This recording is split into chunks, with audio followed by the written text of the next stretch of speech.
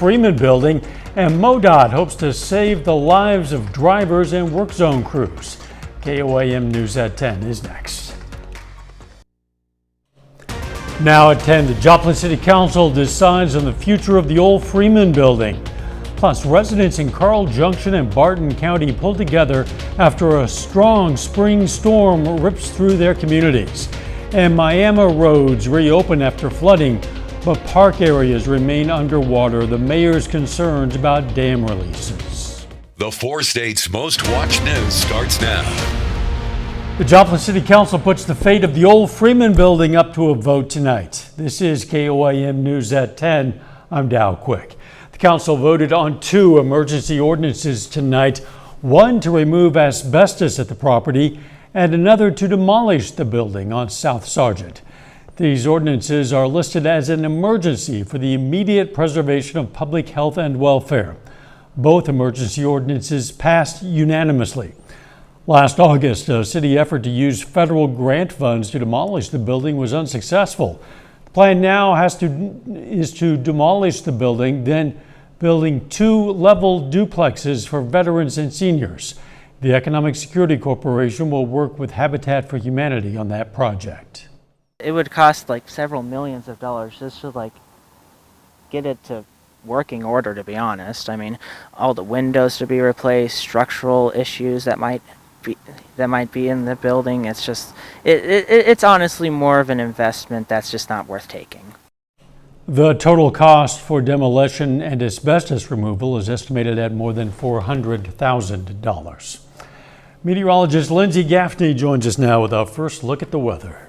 Well, we've had quite an eventful weekend. We had quite a bit of rainfall south of I-44 near Monette, Cassville, and just east of Pineville. You can see we had about 10 inches of rainfall. Then flipping the script up in the northwest, only about 2 inches. Now Pittsburgh, Joplin area, more of our central counties saw about 5 to 7 inches of rain. You can see we still have that flood warning for several more hours tonight into early Tuesday morning, and then our flood advisory southwestern Missouri and into parts of southeastern Kansas. That might get extended because we've seen quite a bit of flooding across the 4 states, but we're looking good for the next couple of days. We've got some clouds pushing in overnight, but we are staying mostly clear through the day. Tomorrow, temperatures reaching the low 80s. So we're going to have another chance to dry out. We do have a cold front coming late Tuesday night into early Wednesday morning. Not a big drop in temperatures, but we're getting down into the upper 70s, but I'm going to have those details coming up.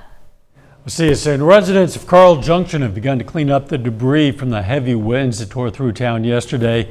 We don't know of any serious injuries, but the town is dealing with some damage to structures, trees, and power lines after a day. It was about 2 o'clock and me and my dad got in the storm shelter over here, and we just kept hearing all the wind. I had my ears plugged the whole time, but he was trying to support me so that I wouldn't get upset because I hate tornadoes. Public Works are out right now around the building cleaning up here.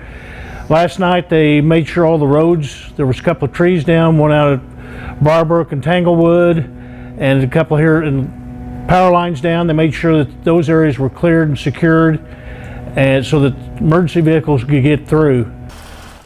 The mayor expressed his gratitude toward the residents who stepped up in their time of need. Help continues coming into Barton County, Missouri, as residents clean up there. The Red Cross also got to town today. The emergency management there says they set up in the lobby at the Diebold Auditorium with tarps, cleanup kits, and other supplies. Workers are also there to help assess any property damage to see if financial help is available. Much of the damage there was to power lines and trees. Officials also ask folks to keep an eye on social media for updates on how to volunteer to sign up for help. We have more information on our website, KOAMnewsnow.com. In Miami, Oklahoma, residents have been dealing with several flooded roads, but most, if not all, are now back open. A concern moving forward is the Riverview Park area. That park itself still flooded at last report, and while the Grand River Dam Authority is releasing some water, the Miami Mayor, Bless Parker, is concerned they're not releasing enough right now. It's because GRDA goes against their license, floods whatever they want to flood, and doesn't get held accountable. Our legislators won't hold them accountable. That's at the state and federal level. They won't hold them accountable because they're too profitable. So what happens is they're allowing it to happen because of power, money, and greed. The city and a group of Miami property owners have an ongoing lawsuit against the Grand River Dam Authority, claiming policies surrounding the dam have contributed to repetitive flooding in Miami. A lot of people all across Missouri are cleaning up after our Easter Sunday storms, including one family in Wright County, east of Springfield. Nick Kelly reports on the damage to a home in Mansfield and what to keep in mind if you need to file an insurance claim. While survey crews are working to determine if wind or tornadoes caused damage across the Ozarks, Bryson Kingery is cleaning up after Easter Sunday. He was at home with friends and family in Mansfield when the severe thunderstorm and tornado warning went out for Wright County. Me and my girlfriend, we was just standing on the porch, looking out the field, watching the rain come, and next thing you know, we just heard a loud crash. At the very least, strong winds passed over the house up on Highway 5. Trees came down and damaged the back deck, backyard, vehicles on the property, and parts of the house. One tree in particular caused the roof and ceiling to leak and cave in near the kitchen and laundry room. It didn't take long after the storm for Kingery and others to get to work. Pretty much after it happened, I walked out and was looking at all the damage and what was going on. We started working on the roof like around 9. Fortunately, even on an Easter Sunday, friends and family of the Kingerys were not too far away with chainsaws and helping hands ready to go to start cleaning up this mess and get it reported to insurance. I always tell my clients, you're going to expect at least 24 to 36 hours, for them to respond. Sometimes it can be 48, especially if we had a bunch of claims in one area. Don't be impatient. They'll reach out to you. On top of promptly reporting damage to your insurance company like the Kingerys did, one of the biggest things insurance agents want people with storm damage to know is how you and your policy will handle the claims. Most homeowners insurance policies this year went to 1% deductible or 2% or a flat deductible. Know your coverages. Have a file with your insurance adjusters. Name and number. As for Kingery, while he won't be solely in charge of cleaning up, he knows there's more work to do. I'm not sure how long it'll take, honestly, but hopefully not too long. More work crews hit the roads as temperatures rise. Why officials say your attention behind the wheel could save lives. That's coming up.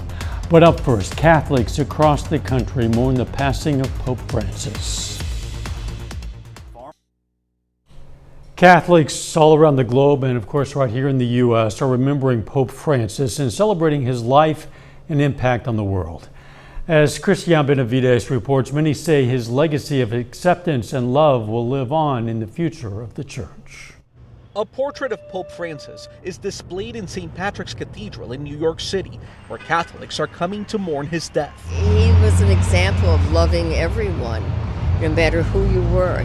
Cynthia Shamble grew up Baptist, but converted to Catholicism in part because of Francis. He just personifies what it means to be a leader of the people, to care about the people. The New York Stock Exchange held a moment of silence. At the Boston Marathon, a Revolutionary War reenactor is thinking about the future and who the conclave will choose as the next pope.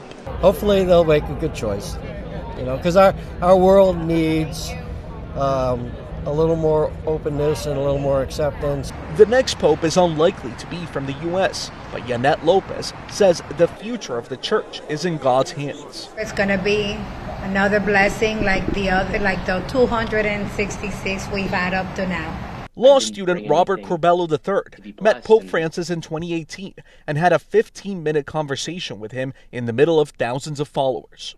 What did he symbolize to you?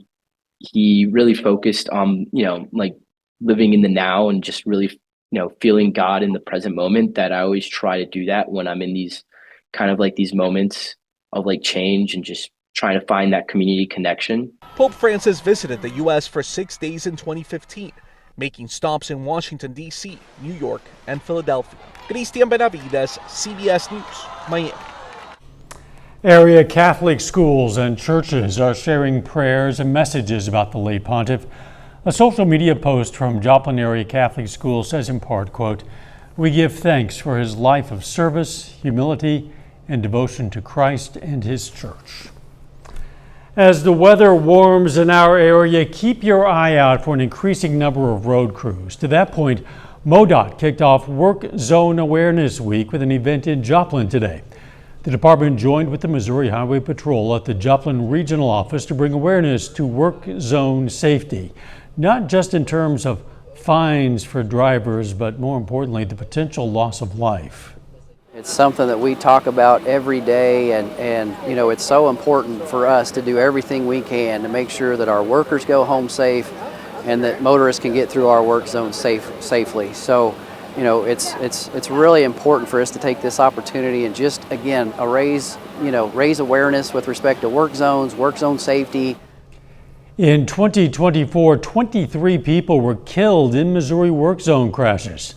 Distracted driving contributed to at least 4 of those fatalities, as well as more than 350 work zone crashes overall. MoDOT hopes this week of awareness will go a long way to reducing those numbers. New Mac Electric made a stop at Joplin High School today. The cooperative donated 2 one-rope bridge poles to the JROTC. Both old poles needed to be replaced. Representatives of New Mac joined members of the Joplin JROTC, JHS, and Franklin Tech for this donation. It's no different than if it was the FFA or Franklin Tech. It's just important for us to serve the schools. I mean, a lot of schools nowadays, budgets are tight, thin, and we've always looked as community service in mind, and so we do everything we can. New Mac has 10 schools that it helps out throughout the school year. A big boost for students at Carthage High School. A new donation is expanding the district's Bright Futures Snack Pack program to now include high schoolers. The packs help feed students who struggle with food insecurity, often providing enough snacks and meals to get them through the weekend.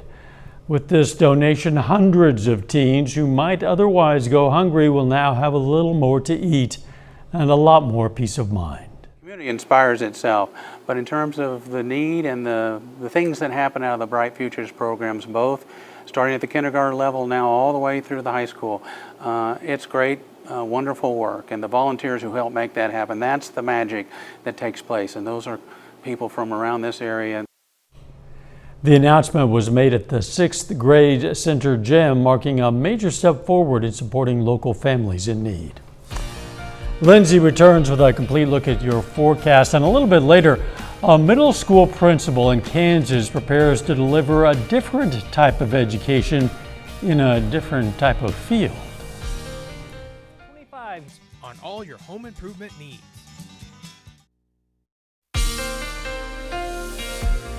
Well, we've had quite an eventful weekend. A lot of rain, even some severe weather. Let's go ahead and take a look outside downtown Joplin from the Cornell Arts and Entertainment Complex. You can see we've got clear skies out there tonight, mostly clear. A few clouds starting to move in. Today, though, was pretty nice. We had temperatures in the low 70s, right on par with our average, and the same with our lows in the upper 40s. Now, we do still have flood watches flood advisories and flood warnings for the southwestern parts of Missouri and out in Kansas as well, just right along that Missouri border. And then mostly good, looking good. Clouds moving in again, but no rain chances, at least not for the next 24 hours. So we're ending our night, temperatures dropping down into the upper 50s, but tomorrow we're starting off in the low 80s, or we're getting up to the low 80s. We have a few upper level clouds, but nothing too crazy. And then late Tuesday night is when we're going to start to see maybe some chances for rain. We've got a very low chance of just a little sliver of our counties seeing that low risk for severe weather, but not expecting much. Isolated storm could be passing by, which we'll look at here in a moment. And then we have isolated showers Wednesday with limited to no severe threat. And we're not expecting a big severe threat all week. Now let's go ahead and take a look. 4:30 in the afternoon, we're going to have some lower level clouds start to push in. Isolated storm wants to pass by. You can see south of Wichita, and then it moves up, just clipping our counties where it could be a little stronger of a storm, but it really falls apart once it moves into southeastern Kansas. So we're not expecting a big threat with that, and that's all we're going to see until Wednesday. Now Wednesday afternoon, Isolated showers, maybe a couple isolated thunderstorms kind of passing by. Moving in from the south, pushing up through Oklahoma and into Kansas. But again, not a strong threat, really falls apart over our area. And then we have some more clouds moving in and even some more rain chances. This is going to be early Thursday morning. We're going to have some scattered shower chances, scattered thunderstorm chances. Where we see the darker green and even the yellow down there near Veneta, that could be where we see our thunderstorm chances. Those are going to continue to pass by. You can see strengthening once it moves out to the Springfield area. And then heading into Friday morning, more heavy rainfall starts to push in through Thursday night into Friday morning.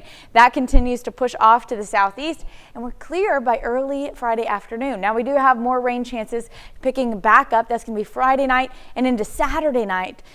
Through Saturday into Saturday night, strong potential for storms Saturday night and into Sunday through early afternoon.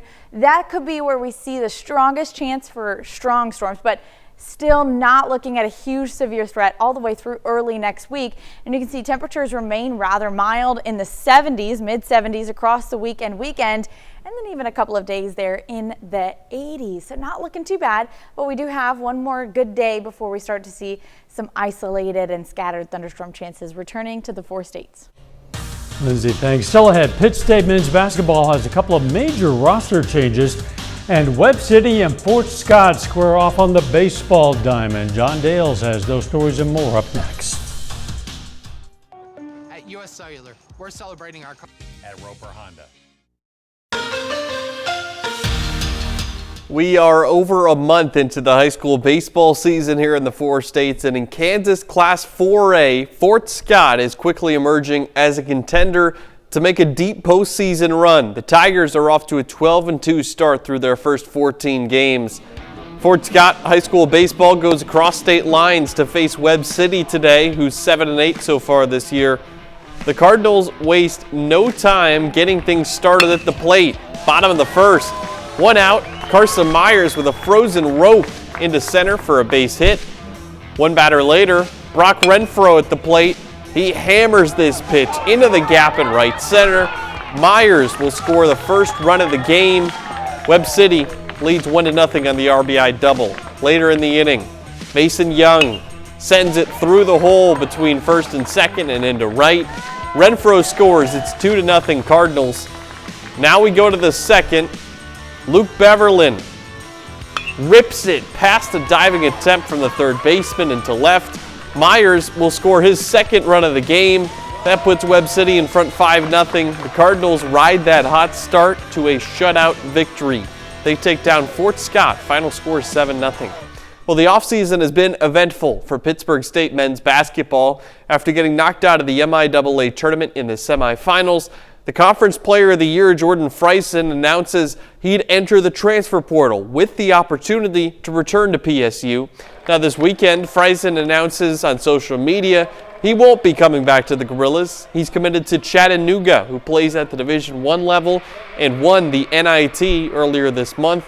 Friesen is a native of Memphis, Tennessee, so this is not only his chance to play at the Division I level, also a move closer to home. In his sophomore year at Pitt State, Friesen averaged over 18 points and 6 assists per game while shooting 50% from the field. But earlier this morning, Pittsburgh State men's basketball picks up a big-time local commit.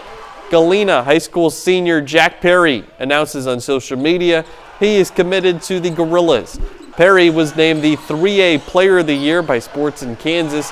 While averaging 22 points and 8 rebounds per game, the 6'3" senior helped lead Galena to an undefeated regular season, along with a 4th-place finish at the state tournament in Hutchinson. And we'll close things out with a look at Major League Baseball. The Royals are off today after losing 3 out of 4 to the Tigers. The Cardinals are coming off a series sweep to the Mets. They've now lost 4 in a row. Tonight they start a series against the Braves in Atlanta. They lose the first game, final score 7-6, so the losing streak grows to 5. This one slips away from the Redbirds in the 8th inning. They were up 3-2, but they give up 5 runs in that frame. Game 2 of the series tomorrow evening at 6:15. Back to Pitt State basketball, losing a star player like Jordan Freisen. I'm sure fans, you hate to have that happen, but I don't think that you can fault him. It's his chance to go Division I, and especially in this NIL era we're living in, is his chance to make considerably more money, too. And, of course, getting closer to family is important as well. We'll be right back. Well, temperatures getting into the low 80s, upper 70s tomorrow, mostly sunny skies all day long. Do you have an isolated chance for a storm moving into the northwest? That's going to be late Tuesday night, but most of us staying dry. And through Wednesday again, Oklahoma and Kansas may see some isolated chances for rain, but again, most of us staying dry until Thursday. The principal of a middle school in Kansas City, Kansas says this fall he's going to have a side job.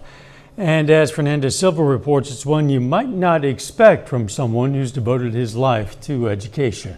Send him back around to get in line over here. Principal Smith knows all about making the calls. Yep, all the way down. And making sure the rules are being followed. Get on your bus, let's go. He's been working in education for years. We need to hold bus 411, hold bus 411. This season, he started his journey as a principal. Being a rookie twice in 1 year is very odd, but I think I'm ready for the challenge. He will also be a rookie somewhere else, in the NFL as an umpire. He says the two professions are similar in many ways. In both aspects, you deal with the unknown problem. It's brought to you, you have to know the rules, you have to know the district policy, you have to satisfy one or both parties. His game plan includes continuing to work as a principal. And how did students react? Oh my goodness, they keep asking for my autograph. The kind of attention he will be getting all season long in many ways. We always want to make sure that he's making the right calls when he's out there. I don't want to have to criticize him when he returns back to the building, so we'll be overlooking him while he's on TV at all times. But the pressure from coworkers also comes in the form of support. I'm anticipating him and confident that he will enter the NFL as a first-year veteran and not a rookie. Let's go, keep walking. From school bell to game whistle, Smith says he's ready to take on the NFL. This will not be Smith's first officiating experience. He was chosen to lead the officiating crew for the United States Football League Championship game in 2023. He also worked the 2022 Sugar Bowl and has nearly a decade of officiating in the Big Ten Conference. Takes some courage to be an educator or an official at that level, because you're coming under criticism for everything you do. Thankless jobs for both of them. No doubt about it. Final sports note. It's slow pitch softball season for Oklahoma, and our Oklahoma schools. Fairland hosts the district tournament tomorrow, so we're going to have a lot more on that tournament tomorrow evening. Look forward to that. Morning show starts at 5 a.m. Let's make it a great tomorrow.